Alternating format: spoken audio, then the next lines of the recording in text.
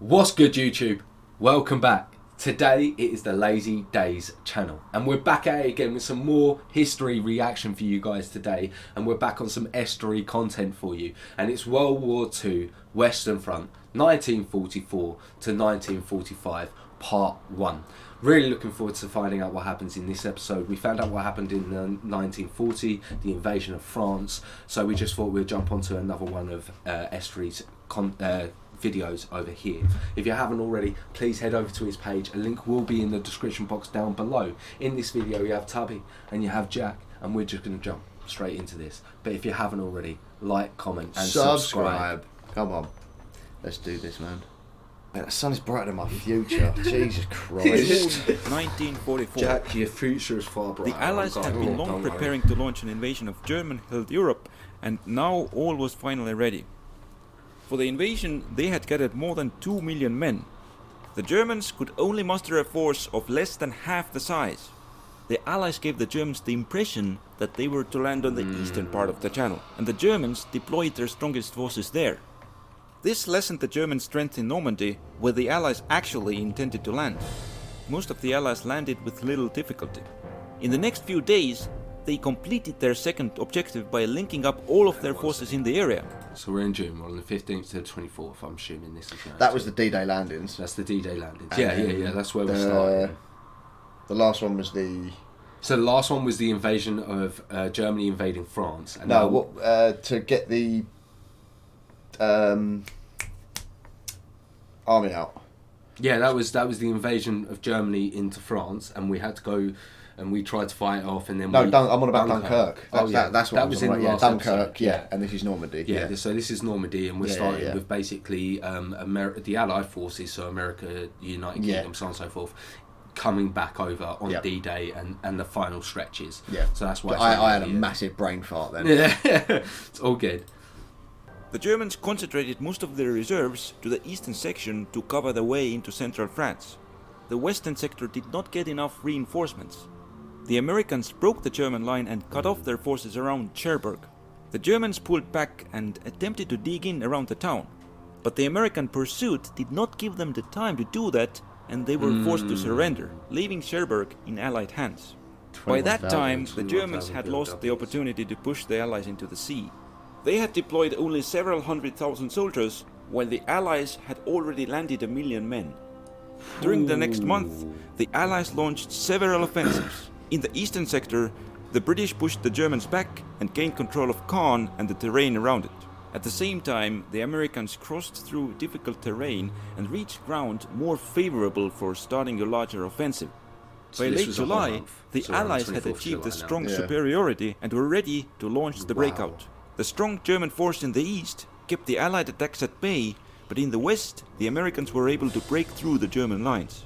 The German divisions in the north attempted to escape the encirclement, but several of them were destroyed. The Germans now had little strength to stop the Allies, and the Americans were soon in the open country. With the front broken and their troops outnumbered, the reasonable decision for the Germans might have been to pull their forces back. However, they chose to counterattack and close the breakout forces' supply route. The Allies originally planned to concentrate on capturing the ports in Brittany, but when they realized that the main German force was not going to retreat, they turned their troops east to try to encircle the Germans. The German attempts to cut off the Allied breakout had failed. They were able to contain the Anglo-Canadian attack from the north, but when the Americans approached from the south, the Germans had no choice but to retreat to avoid an encirclement. The withdrawal was delayed up to the last moment, and this would cost them dearly in the following weeks. A lot of the German mobile forces were able to escape the encirclement, but most of their infantry divisions were cut off and forced to surrender. The remaining German troops now attempted to establish a new defensive line on the Seine River. However, the Allies had anticipated that. As they were closing the pocket, they had already sent their troops towards the Seine. It pushed away weak German resistance and established a bridgehead over the river. As a result, the Germans were unable to easily access the eastern part of the river. The Allies used this fact and raced east themselves.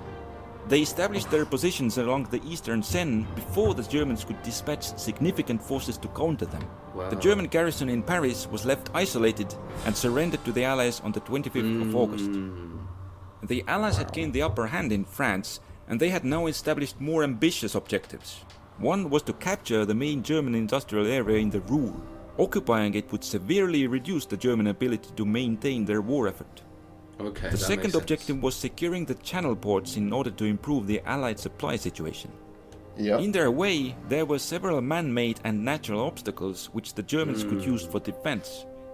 The Allies' first move was an attack north into Belgium, which would move them closer to both of their objectives. Okay. The main goal of the Germans was to establish a new defensive line in the north and extract their forces intact from southern France. They deployed most of their available reserves to keep open the path of retreat. In the north, the Germans were constructing a new defensive line behind the Seine. They attempted to hold the Seine as long as possible and then pull their troops back to the new line. However, this could not be done. The Germans had not had the time to cover the eastern section of the river. The Allies crossed the river and advanced quickly northwards towards the main German defenses.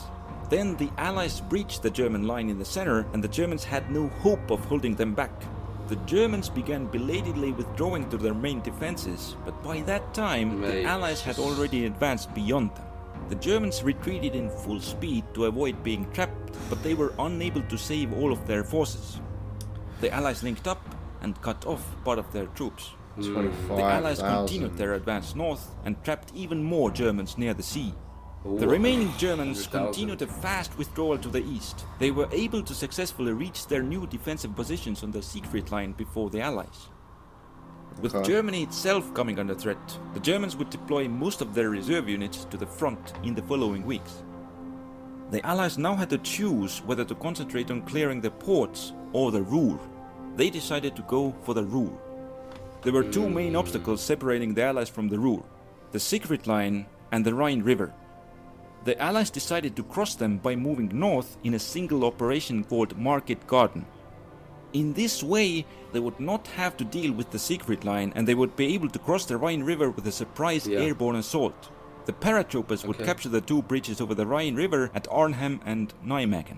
Then, with the aid of other airborne drops, the ground forces would quickly link up with them and cross the Rhine in strength. The paratroopers landed, but they were unable to capture either of the bridges. With the help of the ground forces, the Allies were able to take the bridge at Nijmegen, but by that time the Germans had fully secured Arnhem. The path over the Rhine was closed, and the Allies were only able to rescue the surviving paratroopers. During the following weeks, the German reserves reached the front. The Allies needed much more strength to breach the German defenses. In order to build it up, it was necessary to recover the channel ports and improve the supply situation. The Allies were able to capture the port of Antwerp with its docking facilities intact. However, they had then concentrated on Market Garden and had not cleared out the approaches to Antwerp, which prevented its use. The Allies first captured Boulogne and Calais, but their facilities turned out to be so damaged by the Germans that they needed to open Antwerp. By that time, the Germans had heavily fortified the Antwerp approaches. The Allies now had to launch a difficult assault, and it took them more than a month to dislodge the German defenders. Wow. Clearing the water of mines took several more weeks, and only by late November the Allies had fully restored their supply flow. During that time, their it's taken other a couple of forces were months. fighting on the German border. In September. In September, the Allies attempted to breach the German defenses in 3 locations, with the Operation Market Garden and with the attacks in the north and south of the Ardennes. In the north, they had to cross the Siegfried Line. The Allies made progress through the first line of defense, but the arrival of German emergency reinforcements halted them on the second line. After waiting to replenish their supplies, the Allies cut off Aachen from the German lines and captured the town. They then began building up supplies for another attack. In the south, the events played out somewhat differently. The Germans had deployed their early reinforcements to this sector and set up their defenses on the Moselle River in France. The Allies reached the area in early September, and when they had arrived in force, they broke into the German line and captured the town of Nancy. Then the Allies had to stop the offensive for 2 months to improve their supply situation. Okay, makes sense. The Allied forces in the southernmost part of the front reached the area from southern France. After the Allies had broken out of Normandy, their forces landed in the south on the 15th of August. By that time, the Germans in the south had already sent a lot of their forces to Normandy and didn't have the strength to resist the Allies. They began to retreat north to the German border. The Americans began to pursue the retreating Germans. They moved north and attempted to cut the German path of retreat, but their forces were too weak to do that and they were only able to inflict some casualties. The French forces arrived on the shore and moved to secure the major harbors. The morale of the German garrisons was low and they fell after only brief resistance. The French prepared to join the pursuit on the American western flank. The American forces were continuing the pursuit, but the Germans used their tank division to blunt their advances and were able to continue the retreat. Soon, the Germans made a stand to allow the German forces retreating from southwestern France to catch up. They were able to hold the line for some time, but then were compelled to continue the retreat. At that time, the Allied forces coming from southern France linked up with those coming from Normandy. The Germans finished their retreat. During the pursuit, they had lost around half of their troops, but they had brought out enough soldiers to man their section of the main German defensive line. By early November of 1944, the Allies were about to launch a major offensive into Germany along the whole front. The end of the war had never seemed so close, but what they did not know was that Germany had used the pause in fighting to prepare its own offensive. They planned to launch a surprise attack in the near future and knock the Allies out of the war. How the events will play out, we'll see in the next episode. Well, Okay, yes, okay. we will find out then. I really enjoyed that. Yeah, man. Seeing sort of how, it wasn't, I think 4 or 5 months and they got this far in, so they've still done a lot. Yeah. And obviously they had to do a lot more because they had to get men onto the sort of European continent, whereas the Germans already had their men on the European continent. So yeah, just really, really interesting, and I really, really enjoyed it, and I'm looking forward to finding out what happens in the next episode. What about you? Definitely, man. No worries. If you guys are enjoying our content, then please like, comment, Subscribe. hit that notification bell, but we will catch you in the next video. See you in a bit.